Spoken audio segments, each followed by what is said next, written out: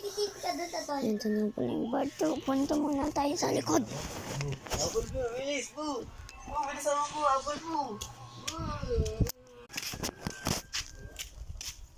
Nandito na tayo sa likod.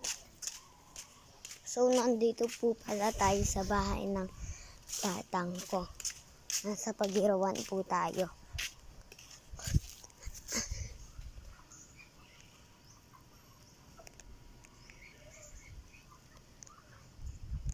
Okay, tayo ito sa may puno. So, nandito na tayo. Adyo. Sobrang hinip naman.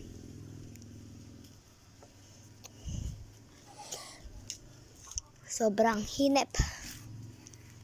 3, 2, 1. Pagka binaba ko ito, aalis na tayo dito. Nandito na tayo sa baba. Diba, umakyat tayo dyan. O, dyan.